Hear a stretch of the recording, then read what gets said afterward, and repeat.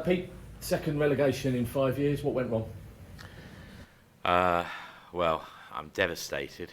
Obviously we've done all the post-mortems. There's multiple things that have gone wrong. Luke, you've reported on many of them over the season. Um, you know, I don't want to sit here and apologise and just say I'm taking full responsibility and all the stuff. I mean, of course I am. But at the end of the day, what's done is done. I've grieved for a couple of days. I can't change it. Could I have done more to have stopped it? And that I'm asking myself that question all the time. Further changes to just make sure we stayed in the league. The trouble is, I'll be very honest. Even in the last game, I thought we were going to be okay. It was still in our hands. I thought we'd score one goal. When Will Grigg comes in, even then, 10 minutes to go, I'm thinking he's going to get the winner. And that's why at the end of that game, it was like somebody had gone. It was absolutely, completely and utterly devastating for myself, for our supporters. And for that, I am so sorry. And for that, I'm the chairman. I have to take that responsibility. It wasn't meant to be. I think it makes it even more hurtful when you think of the money that we've spent this year. Significantly millions of pounds more than we spent last year in a successful year, that we've taken that advantage that we'd finally got as doing well and not being able to build on that. When I look back, I mean, it's absolutely not good at all. So I can't whitewash it. I can't come up with anything that's good about it at all. What I can say is it's real, it's here, and we've got to deal with it. I can't keep crying about it. I can't keep apologising for it. I think you've got to judge me by my actions now. And we have been here before. Maybe that's one little advantage because we know probably what we have to do. And that is get ourselves a manager that can restore some hope and expectation to next season. It's probably a completely different profile from what we've got in recent years. I think you've seen what I did the very first time, a long time ago, and then you saw what I did recently in getting experience and getting knowledge and getting the ability to get us over the line, because there is only one target for next year, and that's to get promoted again. Nothing else is going to be good enough. Everything that we do now will be to try and achieve that aim. I'm not naive. I know getting out of any division in football is really, really hard. And so we have to be realistic. But I think we can be realistic in that we will be a big team. Everybody will come here and will want to try and beat us. But actually that's probably a better way of being able to play for us. And we made it work before. We will make it work again. So as I say, I don't want people to think I'm getting out of my responsibility for it and my accountability for it. I'm the chairman. I was around all the major decisions that got made. As I say, I've looked at myself. Could I have done things differently? Could I still have done extra things? All of those questions I've asked myself, and that learning will be very relevant for next season. But as I say, I want to be very clear today that this is all about how we get out of this, how we put things right, how we move forward. It goes without saying that we're all on the floor. Every single person that's ever supported the MK Dons knows about the MK Dons, knows about the project in Milton Keynes, is on the floor. Pete, let's address some of the things that get kind of thrown around and talked about, especially at this point and maybe throughout the season as well. When it comes to Mark Jackson, let's focus on that because obviously Mark Jackson's been let go. Was he just another part of poor recruitment at the club? I think that's a little unfair on Mark. Mark was that close to achieving the goal. We made some better decisions in January with the change of the team. He was very much a part of all that. He absolutely did his best. Whether giving somebody without the experience the opportunity again in the city, those are questions that can come up, and I think they're reasonable questions to ask. But as I say, would Mark have been taking us into next season if he'd have got that goal? Then he would have been. I see the metrics on the performance and all the KPIs on what the team's been doing, and you'll be surprised how much of it is green on Mark and how much of it got us back to some of the performance levels of last year. but without the cut and thrust, without the goals that mattered, without the results that were important. And that's why, as I say, we will now be going for a different sort of manager going forward, because much as I love our reputation for young managers and risk taking, I think when people keep seeing us going backwards, I think they get a bit tired of all that, and so do I. You must remember that, Ipswich, it was a young manager that's just taken them up. So many people have copied the kind of policies and recruitment things that we do. I don't think we can be so far off. But in a relegation fight, when I look back, was that the right decision? Was it fair to give Mark, who was a really excellent upcoming coach, that responsibility? As we didn't achieve it, no. But we were that close. And I think, again, my naivety was always to believe that close would be okay. That's the thing I'm probably most disappointed about. Let's deal with Liam Sweeting, shall we, Pete? Because there's been a lot thrown at Liam. Interestingly, obviously, during the season that MK Dons were on the verge of the championship, he was being heralded as a superstar. Where do you stand on Liam Sweeting? Because a lot of people saying Liam Sweeting should go. Liam Sweeting's recruitment's been poor. Where do you stand on this? The thing with recruitment is it's a process. It's a team effort. It's the sporting director will identify players, and then the manager will choose from those identified players how he's going to structure his team. The final decision has and always will be with the manager or head coach, whatever you want to call them. This is one of the many mistakes we made. You talked about mistakes. Well, why on earth have I got my sporting director ever talking to the public, ever? He didn't sign the players, pictures of him with the new players and all that. I think, that's I'm afraid it's a me error in putting people. You don't see other sporting directors at any other club. You don't know who they are. They are the gurus in the background that look at the data and they look at the things and get their scouts all over the place doing their reports. And actually, Liam is very competent at that. You've seen him have some fantastic windows. I let him have some adulation because he'd done a terrific job for us for a couple of years. Now, the process was very honed with Russ. And people can criticise the way Russ left and everything else, but he left us in a wonderful place with a great group of players, which was a team. Unfortunately, for a multitude of reasons, we never created a team to start with this season. And I think you also have to remember we had a lot of injuries at the beginning of the season, so that a lot of the loan players that we would normally take in August, we couldn't wait till August. We took players early. So at the time, you don't think, we always said we wouldn't have the year we had the year before. We knew because of all this we'd start on the back foot. But I never for one moment, and I don't think Liam for one moment, either of the Liams or Mark, believed that we still hadn't got enough to do a job in League One to at least stay there. And unfortunately, as the results unravelled, we just didn't get enough results. We had enough chances. Cheltenham 2-1, 97th minute, those 2 points would have done it. Barnsley 4-1, 4-4, those 2 points would have done it. I mean, we were so close. And that's why, I've got to be very careful not to throw the baby out with the bathwater.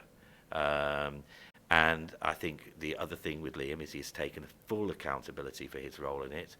He's come to see me. He's practically offered me his resignation. He's an honourable boy, and he works his guts out. And every player that did well in League One this year, they're on our list. I know them. I know who, Zaki and Finazis and all these people. They're all on our list. And we didn't choose those players over other players. Now, I can't go out in the season and criticise the players that we have signed and criticise my squad, and nor can him. You'll have noticed he's had less and less and less and less profile, and going forward he won't have any profile, because you shouldn't really know who he is. What you can know is that no player comes into this club without the manager, head coach, who's the person that picks the team, let's put it that way, has the biggest role in it. And that's always been the case, and that will always be the case. And it's the way that process works which will determine its success. And unfortunately, because it was already there, so we never had to test it before. I mean, there's loads of reasons. Boys, I don't want to harp too much, because whilst it's interesting for people to know, what we do know is we're not where we should be. We're in League Two. And what I want to know, as one of the big supporters of this club, is what are we doing about it? Because if we win next year I'll take it on the chin and think, okay, well, we've made big mistakes, bloody well learn from it this time. But if we don't, then we're not in a good place. And that's why, for me, the entire focus of the club, and has been ever since the terrible thing, on, well, okay, we're here. Don't want to be here. I've said we'd never be here again. I've done all of those things. Well, we bloody well are. Oh, sorry, I don't think I should say that, should I? But we are. And I have to take it. I can't wake up and think, it's a dream. No, it's not. This is reality. And I hope what I get across today is the spirit that we still have to fight, the learning that we've made to understand all the things that went wrong. And as I say, not just things on the pitch. This kit was wrong before we even played a game. So many things we tried to focus to get all the money, the extra money that we spent on the football this year, to get it into the football this year. We did that. We actually signed more players for money in League One than any other club. We actually spent the second most money on players in acquisition, only Ipswich more, because they spent so much money on one player. It wasn't money, it's the way you use your money. And for me, the business side of me, that's another thing that I'm so upset about, because you can't get that money back. It's gone, and we've wasted it. And that's more frustrating than ever, because now we've got to find more money to go and put it right. But the great thing about my business here, and whilst I'm not able to wash huge amounts of money around, we can sustainably lose a few £1 million in the football every year and still be in business and still pay the 650 people that work here their wages every month. And so I don't want to beat myself up too much about what we get wrong. What we've got to get right, and the emotional driver for most of the people that work here, and certainly for me, is the football. And when that goes wrong, it's more horrible and more upsetting than anything else. And that's why I completely understand the feelings of the supporters of the club, because I'm one too, and I felt the same. When the game was done and dusted, you were involved in a little incident that's been kind of going around on social media. Regret that? Just a natural reaction? No, I think what that moment shows, and look, there was nothing that happened. As I say, people, I've seen you getting harassed on social media. I walked out absolutely on the floor. Everybody in that crowd walked out absolutely on the floor. What do you expect us all to do? We're all shouting. We're all furious. I absolutely don't blame anybody for coming and asking me what the hell's going on. That was the first thing I knew. How the hell is it coming? Right, because unfortunately, all of us, because Milton Keynes, we believe, we're optimistic people in Milton Keynes, we all believed it was going to be okay. So absolutely no problem. Nobody was violent. Nobody intimidated me. Nobody. Was I angry? Did I react unlike me? Yeah, well, I think you can see that just like the fans, I was that upset. And not ready to go and justify and do a meeting like this with everybody. I was more wanting to scream at people. Are you sticking with the head coach kind of setup? I think it depends on who the manager is that comes in, or manager or head coach. So so are you making changes? Are you, maybe a more experienced or somebody that's... I think it's clear, and if you look at what we've done in the past when we've gone to League Two, we've gone and got experience. I think that League Two is going to be a really tough division. There's some big clubs now in League Two. There'll be more attention on League Two because of teams like Wrexham than there's ever been before. It's an opportunity for us to make the most of that. But we need to go and get out of it. We need to go and win. And, I want to play as close to the MK way as I can. But do you have to sacrifice some things to get promoted out of League Two? We might do. We did last time, sacrifice some football, but we did it. And as I say, I think it's similar again. We've got to do that again. Now, some people come in and they want to be managers because they've been managers and that's the thing. But most new, younger people want to be head coaches. Really, it's exactly the same. The person in charge, the person in charge of the basement here, the first team, is the manager, the head coach, the person that picks the team. They're the only people can be, because they are the people that pick the team. Now, everybody else is support services to that. So we have, Simon that supports on making sure the pitch is okay, making sure the kit's there, making sure the physio's happening, making sure the doctor's in play, all that supporting. And Liam is on players, and he's supporting in players. We want this sort of player here. Here's 3. Here's all our, and are those people really good at what they do? Yes. Did I say, oh, he's done really well, look at the fly, go and talk to the go and have a bit of, go, because everyone's fed up of hearing of me, so I didn't realise what a bad thing that was until it goes wrong. And then, of course, it's a terrible thing because he's in a position he should never be in. As I say, you shouldn't know about people like Liam. They're backroom gurus. And they're very good, as you can see from the success we had. It's the same system, but if you don't process it in the same way, you end up with a slightly different result. And what we've learned is how important that is, and how important that message to the manager, head coach has to be in terms of the way those decisions are made. But that still wasn't it. We weren't going to be promoted from it. Yeah, we might not have as good season from it. That's still not relegation.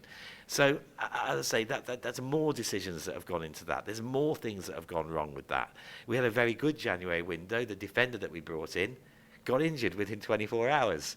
So we play another 5 games. I can just go through. As you've all seen, it's never one thing that goes wrong. It's a combination of things. And there's a lot that I've regretted about this year.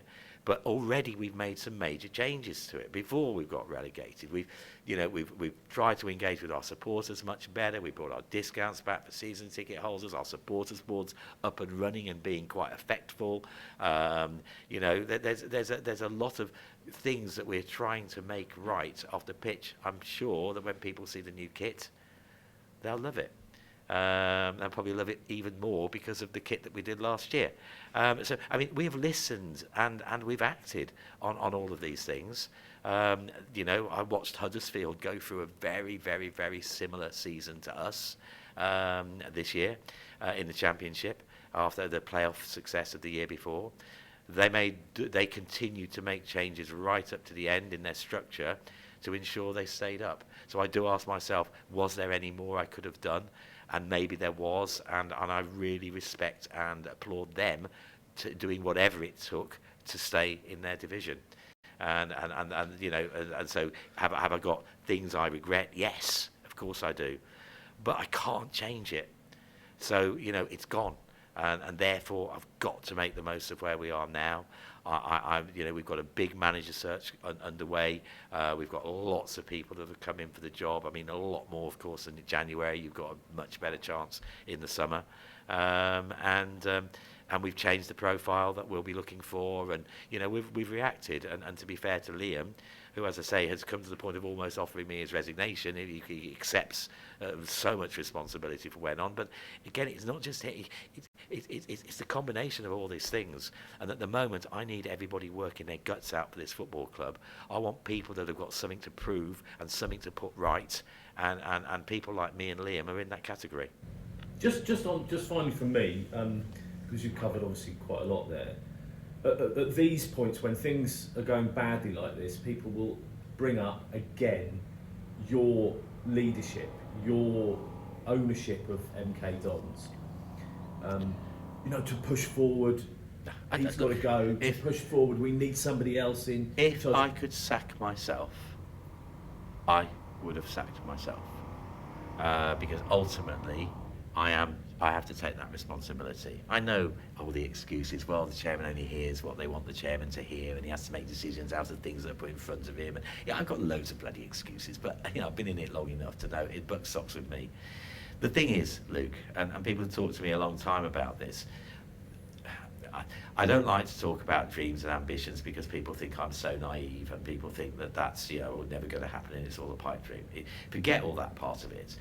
Think about Milton Keynes. Think about 330,000 people going on to 500,000. Think about Stadium MK, one of the best stadiums in the country that does every major event, from women's Euro semi-finals to concerts to whatever it might be. And you cannot tell me that that shouldn't be a Premier League stadium, a Premier League football club. The trouble is getting there.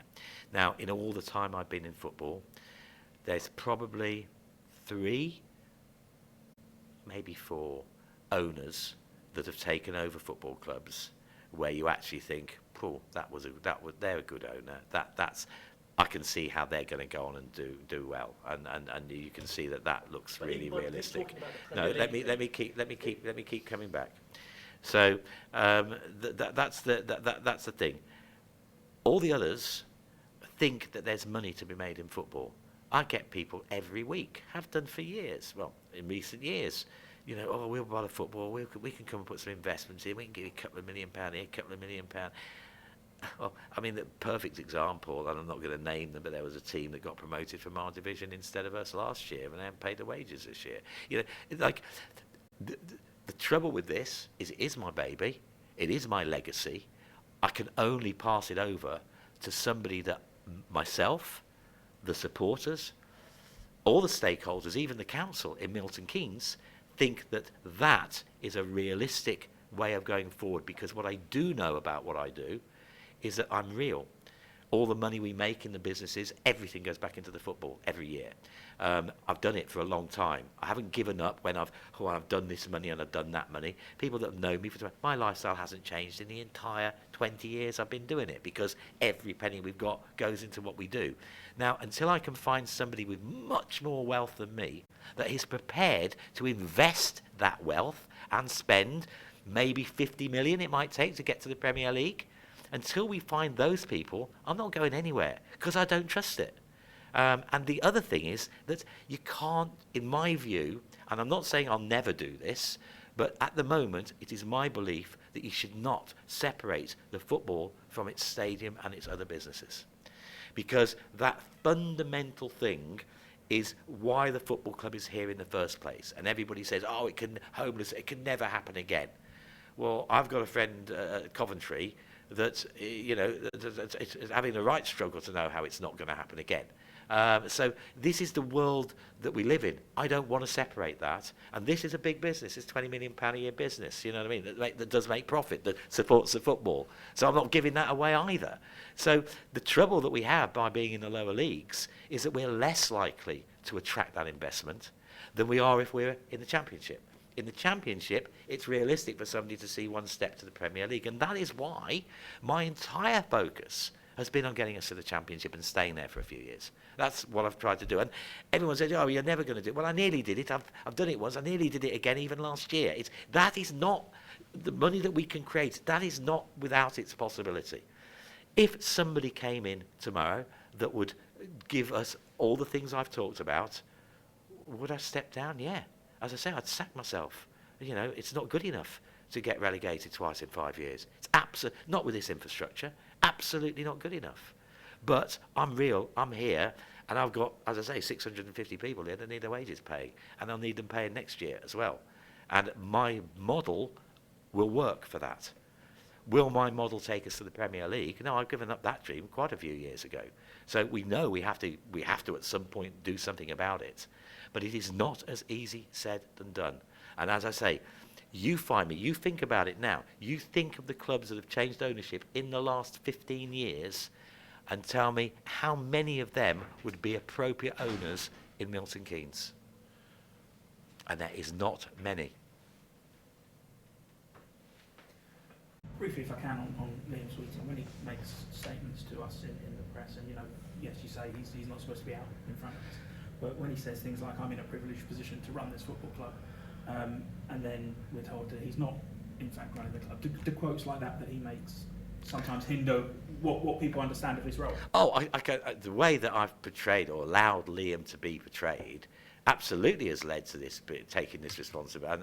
And to be fair, because he's a good lad, he's actually taking that. He wants to take that responsibility, but it's not his responsibility. He shouldn't be saying things like that. I should never put him in that position. Remember, we had a void. Andy Cullen left. It was a great mouthpiece for this football club. And people are fed up of hearing of me. So it was good that there was a new voice for people to hear from. But that absolutely should not have been my sporting director or my head of recruitment or whatever you want to call the person that collates all the, because we've got scouts and and every football club's like that. We've got data analysts, we've got the whole works here. And when the process is working well, as we saw before Russ left, it works. It's a very good process. So again, I don't want to throw that out because of the way people come in and they don't know the same level of responsibility, and you end up with a situation where you don't get it right. As I say, I didn't accept his resignation because he's still got so much to give to this football club. And actually, I need some people that are prepared to work their guts out to get us back and do feel some responsibility and do feel some hurt. I think that's a good motivator to get the best out of them going forward. So, yeah, I can absolutely understand how he's been betrayed. And I feel, again, I'm the chairman. That was a bad decision for me. Now, I didn't know it at the time, and I'm sure other people would instantly have thought it at the time. And if it goes well, nobody would have been criticising it. But it wasn't fair to put him in that position. That's why I'm here now. Liam would be out here now saying, it's my fault, yes, we spent a fortune, or we could have spent it better, should have done more with the manager. You can say all of those things. But actually, that's what I have to do. And that's why, as I say, you're quite right to point a finger at me, and I have to accept it, because it's happened. Do I want to? No. Do I want to be in this position? No. Do I like being the person that nearly got promoted and going to get promoted next year? Much nicer place to be. But I blew it. And not only for myself and money, I've blown it for our city and for our supporters. So, that's why, people don't want to hear me, oh, you take responsibility again. But I have to, guys. I have to take responsibility. And I have to do something about it. And I hope you can see from today that there's still fight left in us. We might be down on the floor, on the canvas, but we are getting up. And we are Milton Keynes. And it's never a dull moment with this football club. We've only had, I think, 2 seasons in 18 that were mid-table mediocrity. Now, I would have given anything for a bit of mid-table mediocrity this year. So I don't want to knock that. But it is the ups and downs of football. They are the lower leagues. You can do something about it in the lower leagues. Imagine trying to stay in the Premier League at the moment in that fight. It can be tougher than we've got it. But we have to make the right decisions now. And as I say, it's for me, like it should always be in a football club, it needs to be about the manager. And I need to make sure that we get the right manager. And this time, I have to take a lot less risk. I have to see a lot more people. I have to do much more due diligence because I'm going to have to own this decision. Because, as you say, however involved you are or not, it ends up on my watch. And I said it would never happen again. And as I say, I'm distraught that it has. But I'm going to do something about it. Is there a time frame you have in mind for a new man in? I mean, obviously, no, it's going on at the moment. I'm seeing a lot more people, so it's I don't know how long the process will go because I'm actually going to see all the people on our shortlist who have all achieved certain things to even be on the shortlist. It means I'm saying no to lots of people that in another time I would have been really quite seriously interested in. But I'm being very specific. We've nailed what is the brief, what are we looking for, what do we need to feel confident about, and as I say, I am just a supporter as well. I'm putting my, I know what I need to see, and I think it will be what everyone else needs to see because we need to have some, I've said it, hope and expectation. So the manager choice has to be that. That means I've got to see quite a lot of people. Then I might have to go for a second round with a couple of those, and then I might have to get a decision made. And in the meantime, some people might not like going through the process, so they pull out. Some people, we won't know until we know, and I'm not going to push it. But if I could have a new manager tomorrow, that wouldn't be too soon. But if it takes a month, it has to take a month. I've got a little bit of time at the moment, and we are aware of all the players that are around, all our sporting stuff is still going on, still producing all of this, all the things. So when the manager comes in and he wants to talk about the team, we have every opportunity for him. And of course, managers can also add their own players to that list. Always remember that as well. It's not an exclusive list, that it has to be done in that way. And sometimes a manager does add somebody to a list, like a Matt O'Reilly with Russ. So you know what I mean, and so that does happen. But at the same time, I'm very confident that we're around everything. As I say, I see all this. You know, should I have taken more notice of it? Could I have known more about, you know, maybe all of those questions? And maybe that's one of the criticisms of me, that we have so many things going on that I'm around. Maybe there's not enough attention in certain things, and you know, they're criticisms. I'm going to have to make sure I don't put myself in that position again, because we have to do all the other stuff. It's people have criticised me for that. You've got Muse in the bowl, and well, thank God we've got Muse in the bowl. The bowl hasn't been used for 7 years. We're paying every month for rates, landscaping, paths being fixed, lights being fixed. We're paying for all that out of the club again. So do we need those events to try and help us deal with that? Of course we do. People need to understand. I've been absolutely transparent throughout the entire 20 years on how we make it work. If I had an oil well, it would have been a damn sight easier. And remember, my first deal was with Norwegian billionaires that had shipping companies. It wasn't such a stupid idea. But what I do trust myself to do, and I hope the supporters, well, I know the supporters will trust me to do, is I'll spend all the money that we have available to try and do it.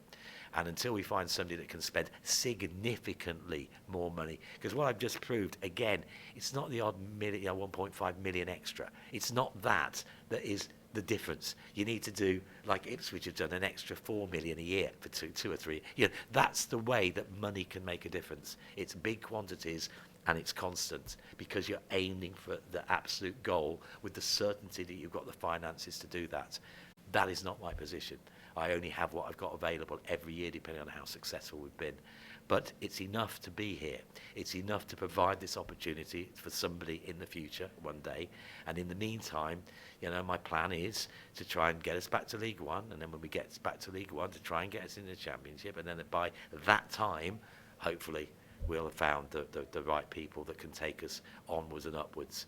Because you know, that's where the city needs to be. You can't become Ipswich or Portsmouth if you've never spent time in the top division. And remember, this football club never has.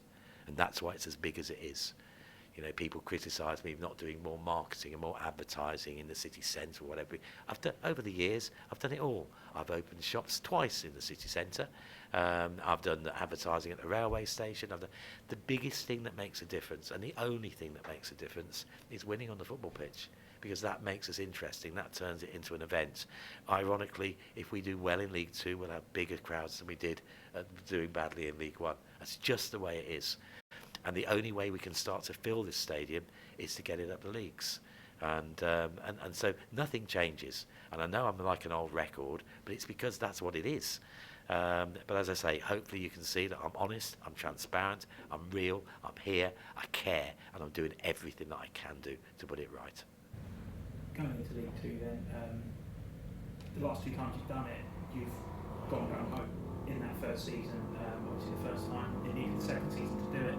Last time it was one and done. Is that what you're hoping for next season? You want it to come down, go straight back up in the first opportunity? Oh, I think the longer you stay, yeah, you've got to do it straight away if you can. Now look, I made politician mistakes of promising things and never happened on my way. I'm not going to do that again. I've learnt the politicians thing of never say anything again. You can, because I can't do that. But what I can tell you is, yeah, are we absolutely going for promotion? Does any manager that comes into the club think he's coming here to not have a promotion push? No, they won't come here if they don't think that. So, you know, and that's what we've got to do. And we've got to see if we can turn it into an acceptable year. I mean, I don't think this is probably for the thing, but personally, it's a disaster, because everyone knows about my back and the difficulties I have travelling over 2 hours. And think how the League One was so southern biased, and I could have gone to nearly every game. And now I'm going to hardly be able to go to any of the away games. So on a personal level, it's, as I say, I am distraught, guys. I am devastated. I am, for all my fight today, underneath, I'm still absolutely wiped out by it, because for all our supporters, it's going to be harder to get to the games, isn't it? You know, so it's things like that that are no good. You know, I do see Wrexham being in League Two as a positive. I do think that brings an attention to League Two that there wouldn't otherwise be. And maybe if we can do well and be one of their rivals, because I'm sure they will do well. They've got momentum. Momentum is everything in football. That's what we've blown. We actually got some momentum and blew it. But it's very fragile. And so those are the only things that you can say. I mean, look forward to is completely the wrong use of words, but you know what I mean. That's the thing that we can at least get on with next year. But yeah, we've got to get back, and Martin should have done it that first year when you look at the team we had. But again, flippancies, and it took Paul Ince the following year to do it. But these were all sensible decisions at the time for the same hurt reasons that we've got now, so many years later. And I can't believe that I'm having to talk to you about the same events so much years later. And that really is the biggest frustration of all. And just finally, how tough a decision was it to let Mark go? Obviously, he was only in the club a short time and he was almost there at a losing hand. Yes, I've got a lot. Look, I don't give people a job unless I really reckon them in some way. I mean, even we went through, if he stayed, what does it look like? And his presentation for that was absolutely, you probably give him the job again. But when you don't win in 8 games and you draw 5 of them, and one of them was a victory which has kept you up, I couldn't, and I wonder with the supporters, I couldn't have the confidence of that hope and expectation for next year. I would have concern that if we didn't start well, we'd be in, we wouldn't get that promotion. We would put ourselves in a position where that would then be off the table. I've got to start the season believing. I want all our supporters to believe. As I say, I'm not going to be naive enough to promise it, but I am going to try everything we can and choose the people that most look like they can go up north on a Tuesday night in the rain and bring us back 3 points, because that's what it's going to be all about. Pete, I just wanted to quickly ask you about the match day experience, and we've already alluded to the season ticket discounts coming back next year. We've got the fan village as well. What do you think needs to be at the core of the MK Dons match experience to get as many people of the 300,000 in Milton Keynes here as possible? Well, winning is probably the single biggest thing we could do, turn our stadium into a place where people can regularly see the team do well. I think we've been experimenting. We're working with a supporters board now, which has got MKDSA on it, our supporters organisation, and Don's Action on it, although I think some of them might have resigned. But that is a body that is having a big influence on us in terms of trying to make sure that we're doing things that can be generally appreciated by our general supporter base. The fan village, charting it at gate 5, trying it at gate 7, these are one things. Now, we can't do that on every game, and I don't want to. I want to keep being able to do things that are special, but fan engagement will be at the top of our list. A lot of things that went wrong have gone wrong for quite a few clubs, and it's still that people have got to remember the influence that COVID had. I mean, still has on our business, to be perfectly honest with you, but it stopped all the interaction with players. It stopped the players going into the schools. It stopped us doing our half-term meet the players training session, do the signings. So all the stuff that we used to do, which kept us in contact with our supporter base, kind of went, and it's never come back properly. Even our young mascot things haven't come back properly yet. So these are the things that, as I say, we are addressing. Those will be continual improvements as we listen. And as I say, I never do anything that is on purposely bad.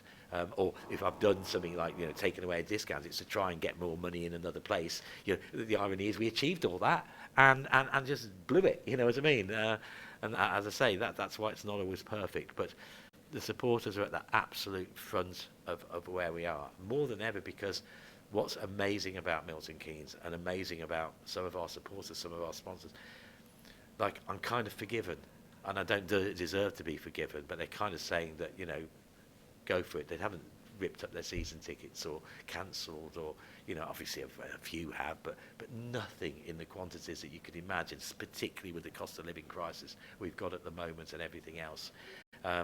That's kind of why I'm humbled, really.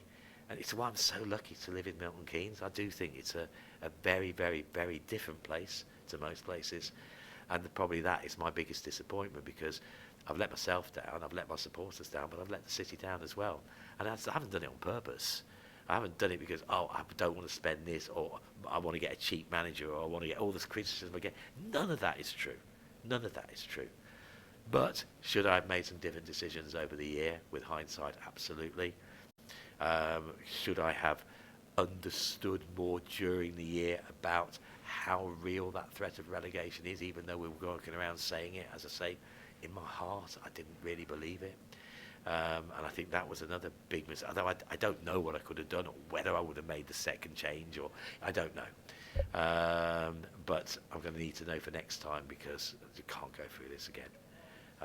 It is just too debilitating. But as I say, half of me wants to lie down, curl up and stay in bed. The other half of me knows we're in the here and now. This is a big city.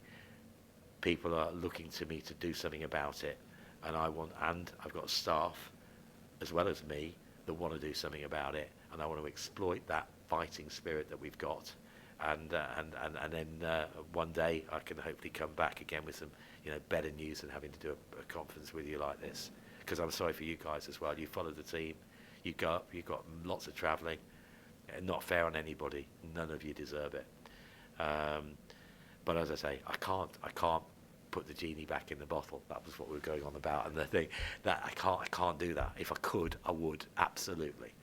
And as I say, have I taken it seriously enough to think, would you sack yourself? Yeah, I would.